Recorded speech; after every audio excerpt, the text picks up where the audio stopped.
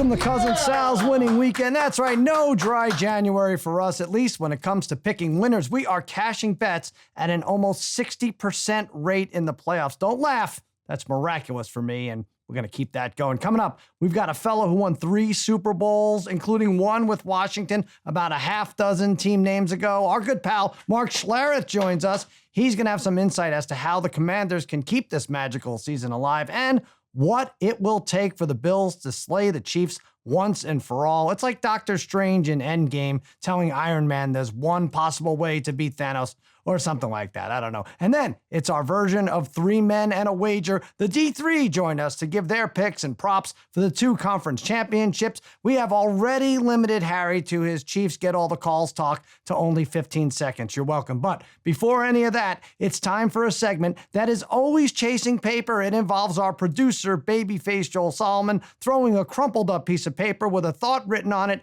I'll catch it, I'll read it, and I'll tell you my thoughts on the issue. We call this Tossing Topics. All right, babyface, hit me with one.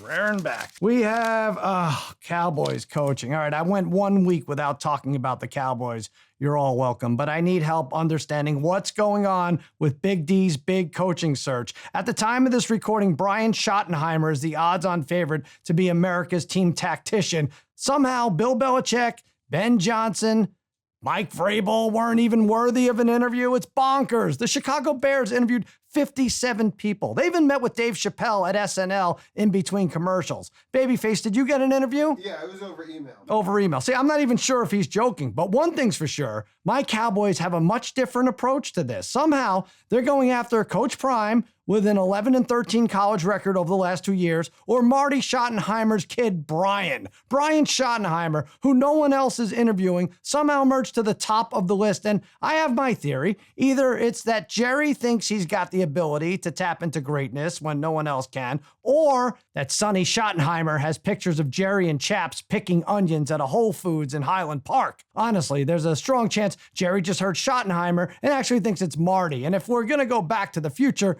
I'd rather have Marty McFly as a head coach. And I'm starting to think that 1 star on the Cowboys helmet represents the team's Yelp review. And it's fading fast like Marty McFly's sibling picture. All right, toss me another one, not Cowboys related, babyface.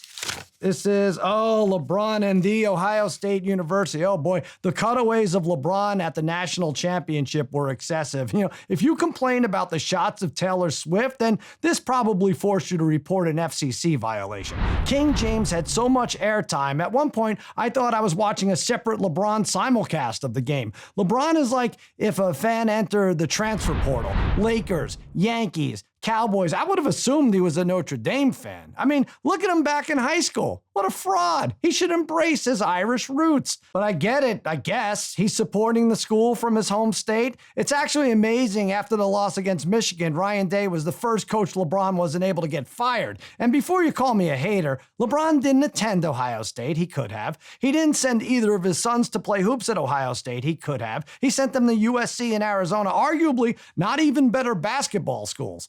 Whatever, I'm bitter, but I'm going to make a prediction here. I'm laying odds we see LeBandwagon plant the Michigan flag at Ohio State in under 34 and a half months. Be a dear, FanDuel, and throw this up so we can bet on it. All right, we have time for one more, babyface. Good. This is, Guess the Lines Award. Thank you, babyface. How'd that get in there? Well, it is award season. All the big ones, Golden Globes, Oscars, NFL honors, AVN. And it was a big year for yours truly. The Wisen Up Trophy, second straight on the Ringer pregame show for picking the most best bets correctly. And now, the most prestigious betting title of them all, the annual Guess the Lines Championship. If you didn't see it, please let's relive this miraculous moment from the Bill Simmons podcast last Sunday night. I'm going to say Chiefs by 2.5. Oh, yes! Champion, baby! I feel good. My heart's like pumping a little bit for the first time all day. That's right. I picked more look-ahead spreads right than Bill did. You might think it's a little underwhelming, but it's a big deal for me. If I string together 17 or 18 more of these in a row, I have a chance to catch up to Simmons. And I couldn't do it alone. So I want to thank the little people. And no, for once, I'm not talking about Kyler Murray. I want to thank FanDuel for making 90% of the lines exactly 1.5 points this season. Once I caught on, you made it kind of easy for me, and I love you for that. I want to thank sports gambling legend Billy Walters, who came on the show to promote his book, asked to be a regular contributor, and then bailed after 2 weeks to go make moonshine in Kentucky. Who else? Oh, I want to thank Freddie from Freddie's Deli in Glen Cove, who wasn't afraid to give a 9-year-old boy with a degenerate dream a parlay card as that young lad picked up mortadella for his father. And Bill Simmons, I didn't forget about you, Simmons. Thanks for thinking the Eagles would go off at -4.5. Oh, but hold on, I'm being told Roger Goodell himself wants to congratulate me. All right, let's see it. Cousin Sal. Congratulations on the success, and thank you for all the great work you're doing in the community. Thanks, Raj. And now, for my first executive order as Guess the Line's president, I am refunding anyone on the wrong side of that Chiefs-Texans ending. Punter taking a safety. Recalculous. This one's for all of you. All right, that does it for tossing topics. And now, it's time for my irrationally angry attempt to make rational sense of a somewhat irrational bet. It's Wager Radio. All right, congrats to the college football national champions, Ohio State Buckeyes. I guess so long as Ryan Day isn't playing against Michigan, turns out he is a pretty good coach. And just because the college football season ended this past Monday and is behind us, it doesn't mean it's too early to pick a Heisman winner for 2025. Yeah, it does. Well, I'm going to do it anyway. Check this out. I'm taking Ohio State wide receiver Jeremiah Smith. This kid is only 19 years old, playing college football, which is basically like a fetus hanging out at the Genius Bar at an Apple store. If you have a great memory like me, you might recall Smith made this spread-busting catch to seal the deal Monday night. It led to a meaningless field goal that crushed the hopes of anyone backing the Irish plus 8.5 points. Well, guess what? If you want, you could get that losing loot back by betting Jeremiah to win the Heisman Trophy at 19-1 odds. The good people at FanDuel will hold your money. They're very trustworthy. They never lose it, and then give it back to you at nearly 20x rate in December. This year, Smith had 1,300 plus yards, 15 touchdowns, and I like him to repeat. We don't even know who his quarterback is, and I don't care, unless, of course, the Buckeyes recruit Colleen or Joy from last month's Dr. Pepper Challenge, in which case the bet is off. All right, now it smells like it's time for my interview with Fox Sports analyst and 3-time Super Bowl champion Mark Stink Schlereth. All right, let's bring in our guest. I told the producers one of the best Sundays of the NFL season requires one of the best guests, and look what they did for me. They got me a 3-time Super Bowl winner who tells the truth, the whole truth, and nothing but the stinking truth, and he shovels his own driveway, which is even more admirable. Our pal, Fox Sports NFL analyst Mark Schlereth. What's happening, Mark? How are you, Sal? It's always good to be with you, buddy.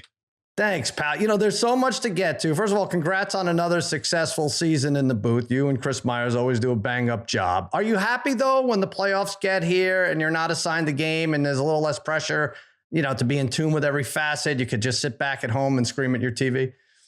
Yeah, well, I mean, I'm doing a daily television show on Fox, too. Sure. So I continue to kind of follow it closely. But yeah, I mean, I enjoy being in the booth, but I understand the gig, right? We got one A team, we got Brady, and he's the world's greatest American, so it's not like I'm going to usurp him.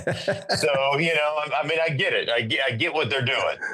Not so fast. I'm not sure I get what they're doing, but that's nice of you to say. Listen, you did do a lot of screaming last week, and as did a lot of football fans across the country about the officiating in the Chiefs-Texans game. I feel like you take it personally with the Chiefs. Is it the three-peat thing? You've won 2 in a row. You don't want anyone to get to three-peat. What is it, and what the hell is going on with these refs?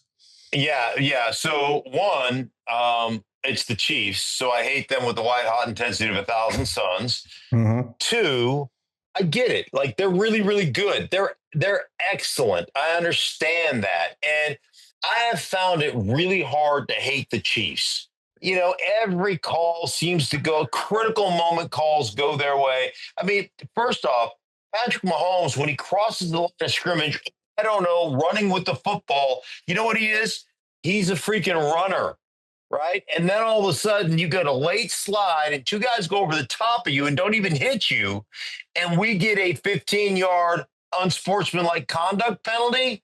Meanwhile, Jared Goff is getting decapitated in his game, and nothing happens. Like, hey, I didn't see anything. Frankie Louvu's good with me. If Frankie Louvu hits Patrick Mahomes like that in the game, Frankie Louvu's doing 5 to 10 of the state pin without a chance of parole. That's just the way it's going to go. So, yeah, I hate that aspect of it. And then lastly, the last thing that really irritated me, you already get the calls, right?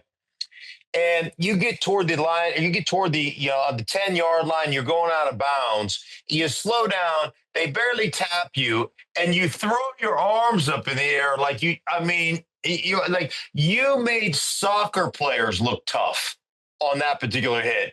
And that irritates the crap out of me. And here's what really bothers me. Sal, in my day, and I hate to be the old guy in black socks, shouting at clouds and just be, and then back in the day. But in my day, there would have been some frontier justice. That's how you're going to play. You're going to fake like you're going out of bounds. You're going to tiptoe down the sideline for an extra 6 yards. Somebody's going to decapitate your ass and knock you out of this game. And that's going to be on you for doing this foolishness. So I wish that aspect of the game still existed, because I guarantee you, he'd stop doing that garbage. So I have found an opportunity to really just kind of stoke up that fire of hatred, good old-fashioned sports hate that I think is important. And Sure. I'm there now. I've been able to get there before this. I agree with almost everything you said. My problem is most weeks people just look for the calls, and it was egregious this week. I know he's sliding back into the hash mark to take a hit, and like you said, down the sideline. They didn't call that one where he flopped, and then there's the tackle moving on every play. It's all that. I just feel like the greatness is 4 levels down when we talk about the games. We always talk about what happened. So let me just ask you, with the refs, what do you think is going on? Is there a call made to the refs? Say, hey, we gotta protect this guy, or do the refs just know, or is there an inside? I don't know. Is there an inside communication as to how these games should be officiated? No, I just think that when you have earned the right to be one of the great ones, like LeBron's going to get more calls. Kobe's going to get more calls. When like Ben Roethlisberger didn't get the same friendly whistle that Tom Brady got. Why? Because Tom Brady was a superstar, and Ben Roethlisberger's big and, and lumbering. And, he always had that twisted ankle. So he had the size 18 on one foot and, size 14 on the other. He had that big clown shoe on, showing everybody that was hurt. But here's the thing. They are awesome. They are really good. They're better than everybody else. They have been for years. They execute in critical moments better than anybody else. You can go back and look at it. Did those penalties affect the game? Yeah, they affected the game. Should they have been called? No, they shouldn't have been called. But you know what they were able to do? They were able to sack, C.J. Stroud 8 times. They were able to create opportunities. Hey, in critical moments, Steve Spagnuolo called 5 blitzes in a row, and they got to the quarterback. Those are the reasons they win games. It's just all the little ancillary things that irritate you about them.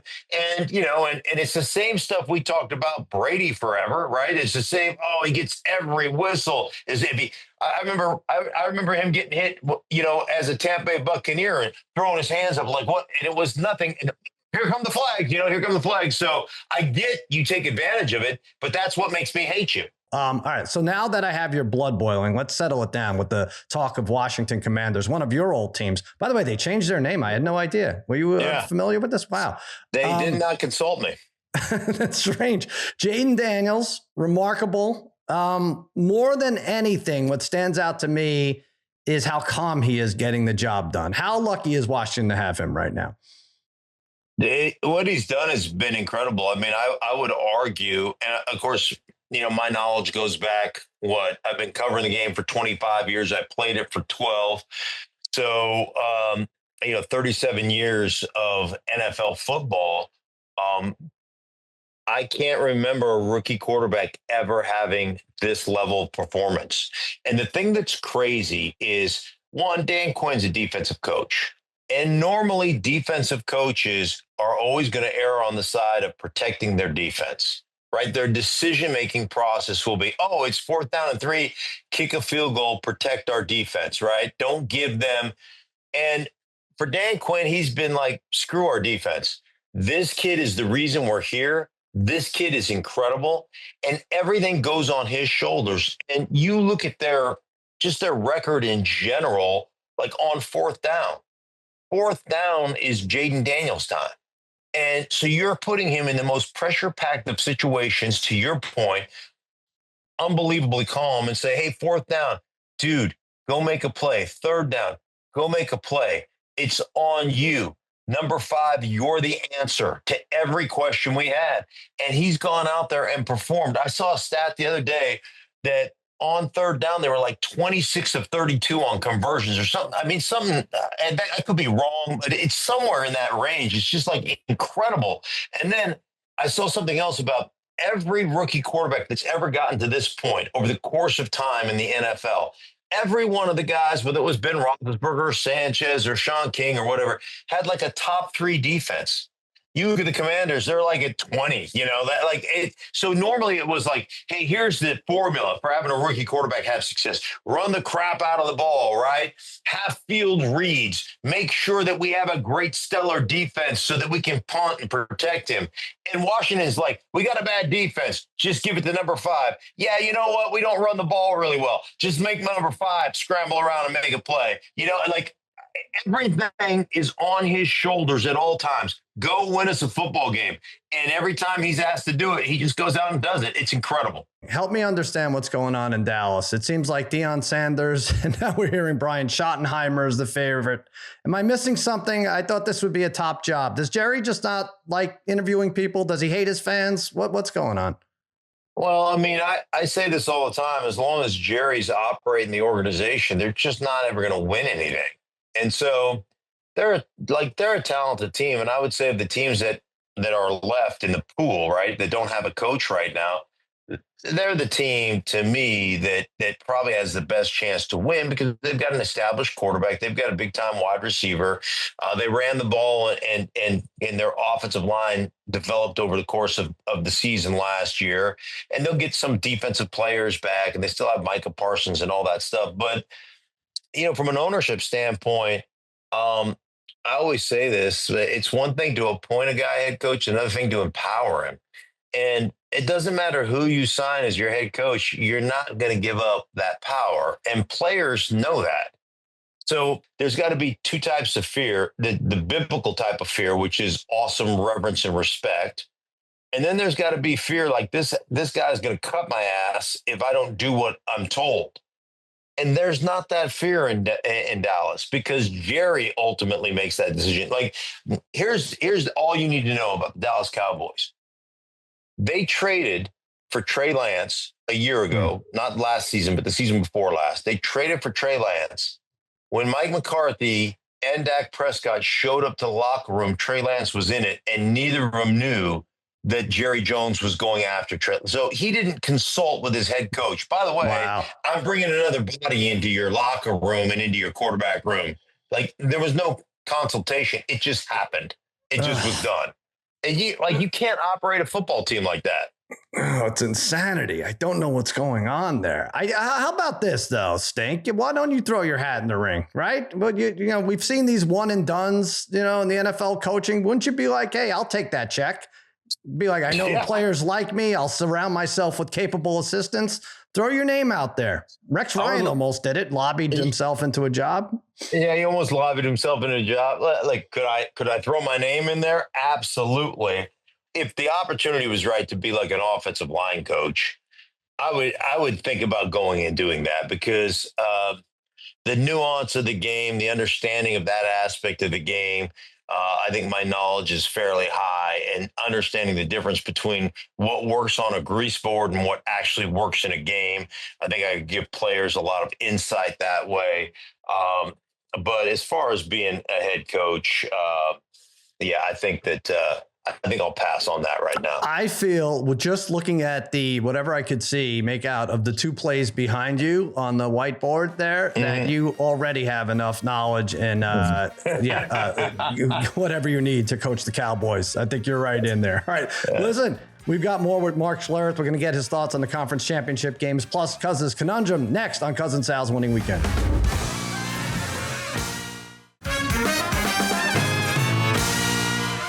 welcome back to Cousin Sal's Winning Weekend here with former NFL All-Pro Super Bowl champ. He's got more rings than J-Lo, for God's sakes. Mark Schlereth is here. Mark, let's knock out these championship games. Start with the first one, Washington at Philly. What are the keys to the Commanders keeping this magical season alive and heading to the Super Bowl? Yeah, I think a couple of things. I think number one, I think you've got to make Jalen Hurts beat you from the pocket. And he's capable. Don't get me wrong. He's got the knee injury. I don't know how much he's going to run around. But if I'm Washington, I'm sitting there saying, hey, man, you're going to face as many eight-man boxes as we can give you. We're going to pinch the running game off. We're going to make sure that we focus on Saquon Barkley. I'm not going to worry about Jalen Hurts as a runner until he hurts us running.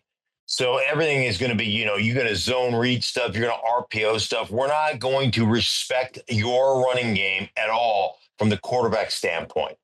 We're not even going to play it. Now, if you get it, if you pop it out on the edge and you get a 15-yarder or 20-yarder, then we'll start to respect it. But we don't believe you're going to do it. So the ultimate goal for us is to make you throw the ball 30 to 35 times from the pocket.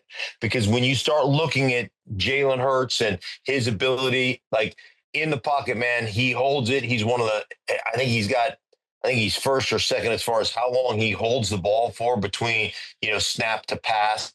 That safety was terrible. Yeah, safety he took was bad news. Right. Over 3 seconds last week, he gave up 7 sacks. So the whole principle is if we can pressure you and we can put you, in harm's way in the pocket, we've got an opportunity to not only intercept the ball, he's been great at not turning it over that way, but he has fumbled the ball, I think, 10 times this year.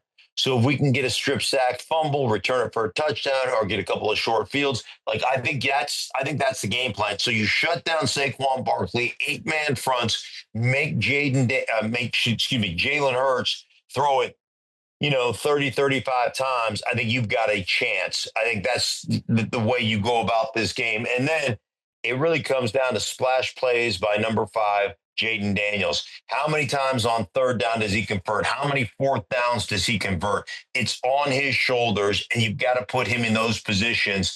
And he has just been able to excel in those positions. So if you can do that, you got a chance to win this football game.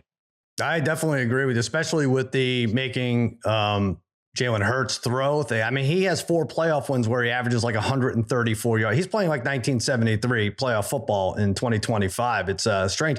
And what's weird to me is they are favored now, I don't know if you know this, to win the Super Bowl. It's probably because the other game is such a coin toss.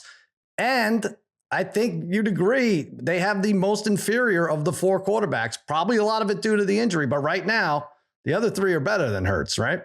Yeah, I don't think there's any question. But then when you put team for team together and you talk about lines of scrimmage, which I always look at, line of scrimmage battle, Philadelphia dominates in the line of scrimmage battle.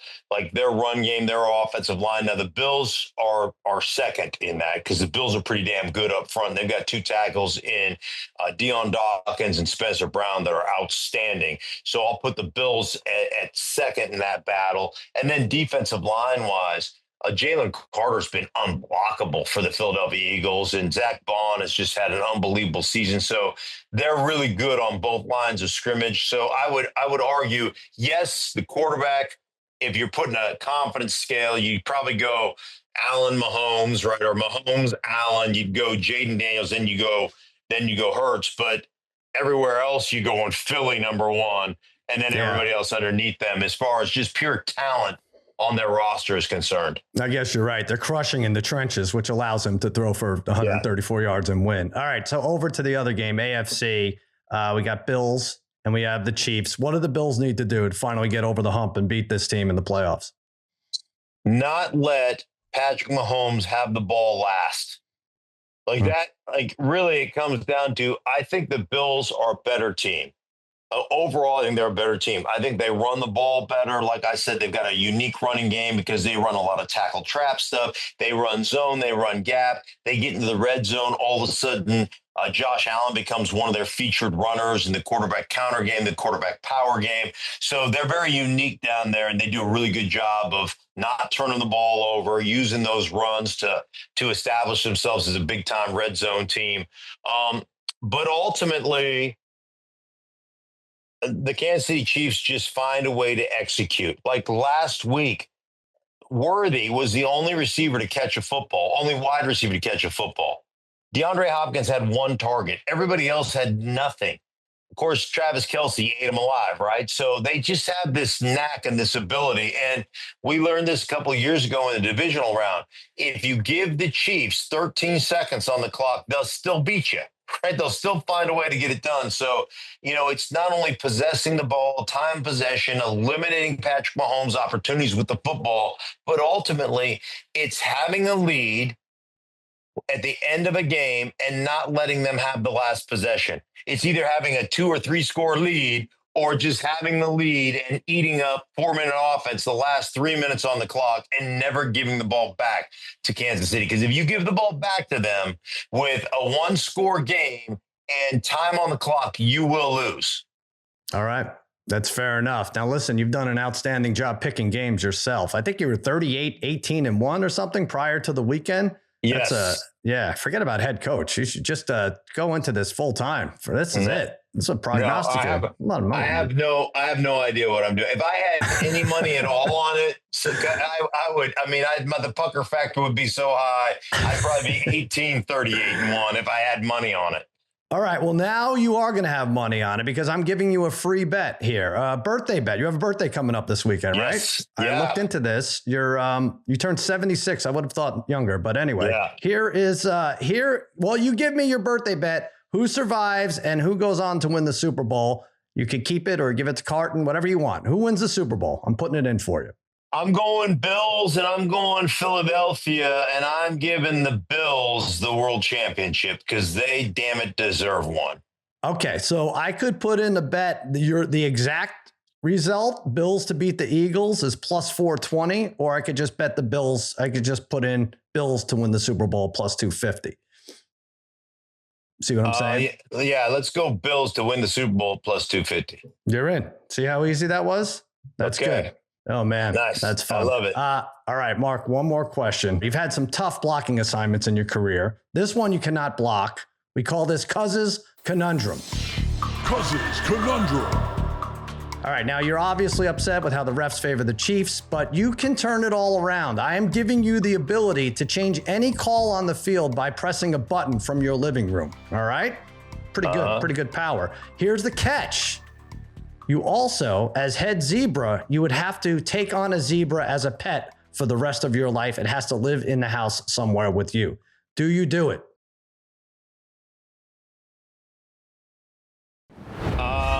No, because I'm not playing, so I'm not really that invested. The Broncos aren't in this thing, so I'm good. Really? But don't you think these calls will take years off your life eventually? And, there'd be a nice little, you could settle in and blood pressure way down. No? Yeah, no, I think the blood pressure would go way up if you had a zebra living in your house. I disagree. I know a lot of people have done this, housed a zebra, and it's been fine. All right, I love it. You didn't take the bait. Mark, always love having you on. You're all over the place. FS1 in the morning on Breakfast Ball, 104.3 The Fan, NFL on Fox. What am I forgetting? Stinking Truth? The Stinking Truth podcast on YouTube and Odyssey. All right, you're the man. You got the Bills to win the Super Bowl. Thanks for coming on, pal. You got it, Sal. Take care, buddy. Always great being with you. Excellent. We'll be right back. We'll have championship picks and props with the D3 next on Cousin Sal's Winning Weekend.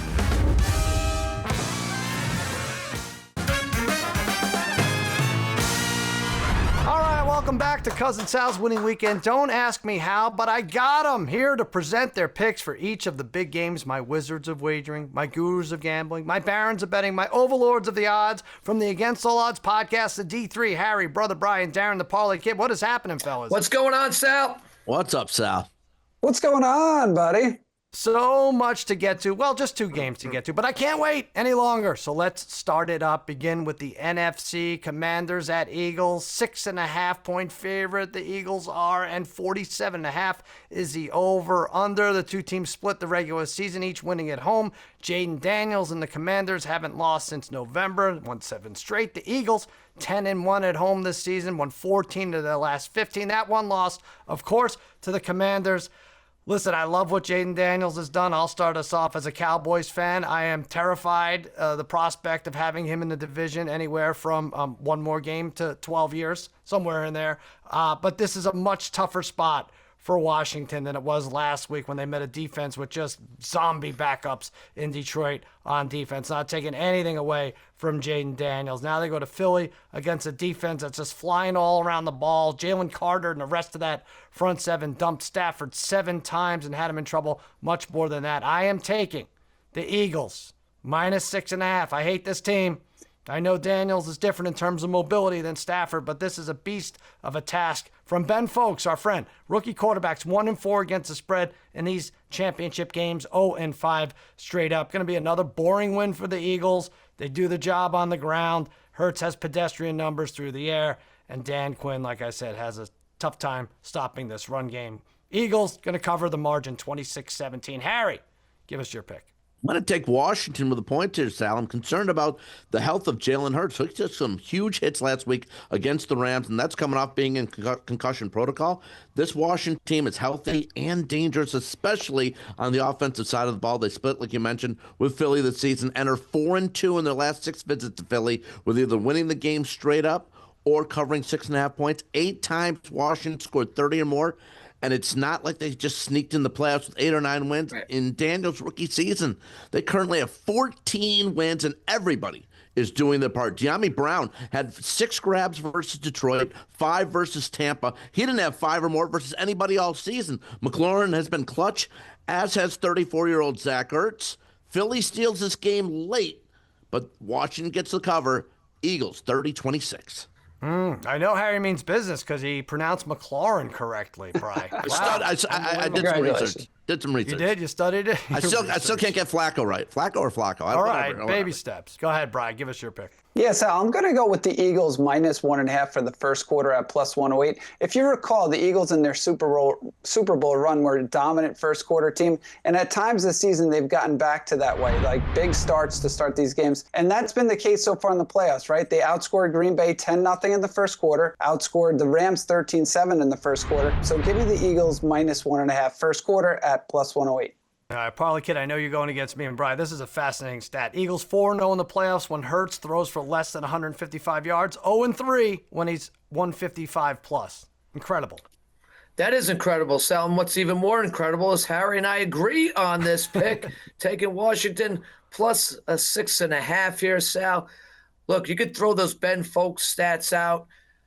Daniels has ice in his veins, and this team has no fear, Sal. Washington has not lost by more than 1 score since week 1 of the season. They've won 7 straight, as you've already mentioned, and they've split this season series with the Eagles, with both games being very tightly contested. Expect another one here, Sal. All right, those are the picks. Let's hit the props. I have a same-game parlay, and it's only two legs, but winners. Tell me how this loses. Saquon, most rushing yards, and Jaden Daniels, most passing yards for this game. Now, it's a heavy vig. It's -155. It seems like one of the easiest same-game parlays ever invented. I'm glad to say I invented it.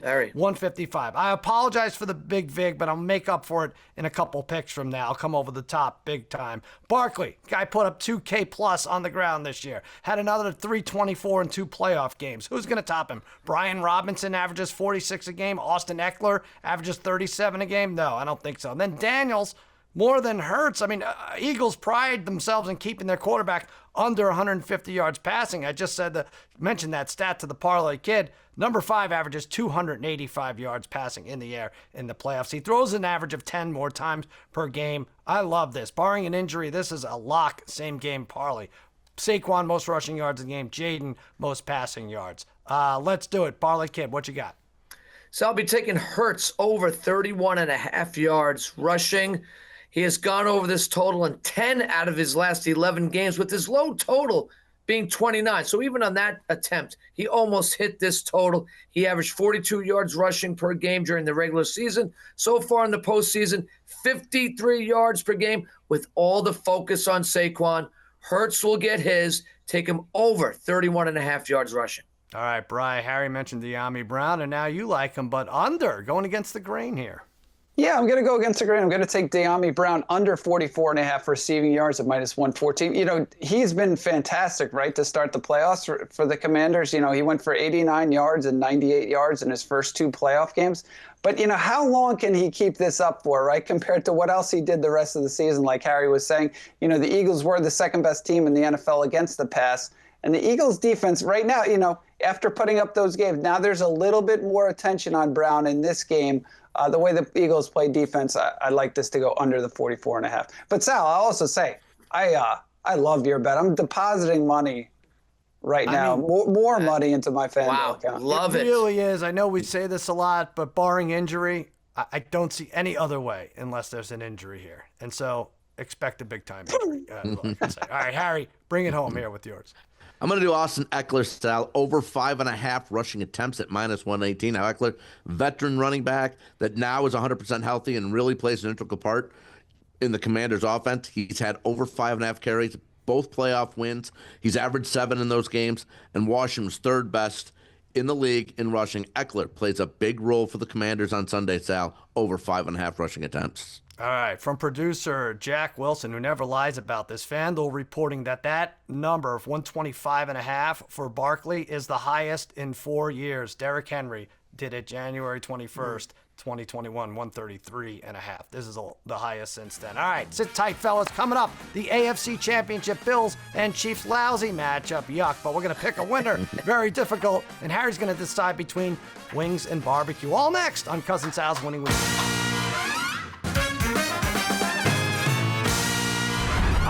Welcome back to Cousin Sal's Winning Week. All right, let's get to it. The one we've been waiting for all season. This one doesn't need any hype, but break it down anyway. Mahomes, Kelsey, Taylor Swift versus Allen, Haley Steinfeld, and thousands of frostbitten maniacs diving headfirst through tables. Kansas City in a 7th straight AFC Championship game. This is going to be the 4th time these squads have met in the playoffs in the past 5 years. The Chiefs have won each of those 3 previous matchups. Chiefs, 1.5-point favorite. The over-under is shot up to 48.5. This is tough for so many reasons. I really think the difference between these two teams is razor thin. 31 wins between them, which is ridiculous. It's a great matchup. I would take it every year. Also, I picked the Bills to win the Super Bowl preseason. You know this, guys. But something is telling me I have to take the Chiefs. And so I'm going to do it because we made a graphic for it already. -1.5. The quarterback coaching combo for Kansas City is just a little bit better. And it's not about the offense and what Mahomes didn't do. 177 yards passing last game. You know what he didn't do? He didn't throw an interception. He hasn't in 7 straight. They don't screw up on offense. 280 turnovers since November in the league. None of them as a result at the hands of the Kansas City Chiefs. Throwing Spags, scheming on defense, especially in the second half when it counts. He held Houston to 14, which is more than a touchdown less than they're used to. The slightest of edges over Buffalo in this game. 1-score game, 24-19. Brother Bry, let's go to you. I think you agree with me. Yeah, I agree with you, Sal. I'm taking Kansas City, but I'm going to just take the money line. I don't know if anything fishy will happen with like a last-second field goal to win this game by 1 or what's going to happen. So I just want Kansas City to win, and I'm giving you a little sneak peek, but I'm so glad Harry and I are going against each other here. But look, I can't go against Mahomes or Reed in the playoffs. You like losing. I can't go against them until they prove me otherwise, right? Mahomes 3-0 against Allen in this playoff spot. I don't trust McDermott here in this type of game, right? And look, we say it all the time. What's really important, right? The Chiefs defense always seems to come up with the big play or stop in the red zone when they really need it. And like you said, Sal, this game is going to come down probably to a turnover. And the Chiefs have not turned it over in forever. So you just have to favor them. I do think it's a super close game. Comes down to the last couple minutes here, but I like Kansas City eking this one out, so I'll take them with the money line. So Bills were tops with +24 turnover differential, and you're right, that's tough. Stingy offense out of the Chiefs in terms of giving the ball up. Parlay Kid, what do you got? You're going with me and Bry here. Yeah, I have to. So like Brian said, part of me would love to sit here and root for the Bills, but my head is saying, got to stay with the Chiefs here in these big moments, Sal. The Chiefs know what this game means to them. I sort of the Bills, but this is where the Chiefs get into that dynasty talk, Sal, right? Mm-hmm. By winning this game here. And when we all thought there would be no more dynasties, they look like a team that could do it, and they might just keep on winning the next few years as well. Like you said, like Brian said as well, we always talk about the Chiefs' offense, but it's their defense that is one of the top-ranked defenses in the NFL. They always get the job done in these big games. Spagnuolo always has them tremendously prepared. Andy Reid is one of the all-time greats, as Mahomes is. I think they have one more Super Bowl run in them right here, Sal. Take the Chiefs minus the 1.5. Bry, crystallize it. Do you want to be on the side that's been right all these years, so many years, and Yes. or do you want to be like I told you so guy who what Harry's going to do right now, even though he didn't tell us so for the last 5 years or whatever the hell it's been. All right, Harry, give us your pick. We know it's the Chiefs. We know it's against the Chiefs. It's going to be the Bills' money line, but I'm going to be all over the Bills in different types of victory sort of situations. But for the show here, I'm going to take the Bills' money line plus 108. And look, enough of the BS. Enough of the BS that circles around the Chiefs and the preferential treatment that they get from the refs. That stuff won't matter on Sunday. Three-peat talk is over. Sorry to the Kelsey crew, Taylor Swift, and all of Chiefs Kingdom. Mahomes looked like crap. Let's be honest. Looked like crap last week. It's Josh Allen's time. It's Buffalo's time. Allen dominates this game with his arm and his legs. The NFL got what they wanted in this matchup, but Matt Milano, Greg Rousseau will be all over Mahomes. I don't see Casey stopping Allen at all. It's the Bills in a blowout. They scored 30 against the Chiefs earlier this year. They're going to put up 37 on Sunday. They win the game going away, Sal, by 24, 37-13. And with that season being over, the Big Tomato can go and eat as many cheeseburgers as he wants and do how many unfunny State Farm commercials he wants to do. Bills in a blowout. All right. You know, I said before the year, I was like, Parlay Kid, should we do drug testing before the shows? He said, no, it's going to be expensive. It's going to be time consuming. And now I regret it. Good. Please don't. Please don't. No, I know. All right, let's do player props. If that wasn't enough, Brian, I'm going to steal yours here. Kelsey, 2+ touchdowns, plus 850. I think you have him at 3+. You gave that against the odds for the rest of the playoffs. But for this game, plus 850. It was 950 yesterday. Now it went down. 2 against the Bills in the playoffs last year, 2 against Jacksonville in the playoffs a year before. He's definitely capable of this. Mahomes is going to go to him more. He has 15 receptions over the last 2 games. This plus 850 number is based on all his regular season games. Throw those out. You made the case for it over the week. We all know. Different beast, Kelsey, in the playoffs. Give me 2+ touchdowns, plus 850. Brian, what you got? Other tight end. Yeah, I'm going with the other tight end who he seems a little bit more like a wide receiver, but Noah Gray over 1.5 receptions at minus 146. This line has been climbing a lot, went from 120 to 146. But Noah Gray actually had a pretty solid season for the Chiefs, right? He had 437 yards on 40 catches. Last week he went for 3 catches. He's had 2 or more catches in 7 of his last 10 games, and that includes week 18. When no one else was playing. Earlier in the season against Buffalo, he had 4 catches.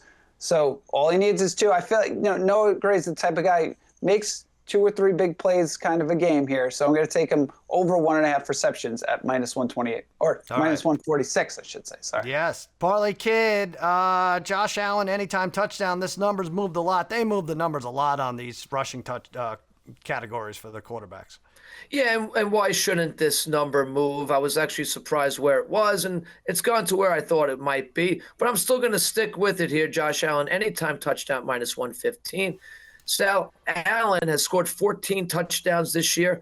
But more importantly, over his last 9 games, he has 11 scores. We know what Hurts does with the tush push. I think Allen is the premier tush push guy in the league right now. And plus, you don't want to see him getting a shotgun snap from the 5-yard line and him just bulldozing his way in, which he does so often. Nobody really wants to tackle this big, hulky man. Josh Allen, anytime touchdown, minus 115. Someone has a crush, I think. Big. I do like Allen. I mean, all right, get a room. Harry Pacheco under carries. Is that what you're doing? Yeah, another running back prop here. Pacheco under 8.5 rushing attempts at minus 120. Something about Pacheco that just doesn't look right. He may not be 100%, but he's giving what he has, and that hasn't been a lot lately. Not if, but when. The Bills are up big. Pacheco won't be heard from. He had just 6 carries on Christmas versus Pittsburgh, only 5 for 18 yards last week versus Houston. And because of injury all season, this is only going to be his 9th game. under 8.5 for Pacheco on carries. Yeah, imagine Harry claiming that someone doesn't look right. I mean, that just throws me off. All right, let's do one more prop. I put on my good shirt for you today. I know. The clothes is not there.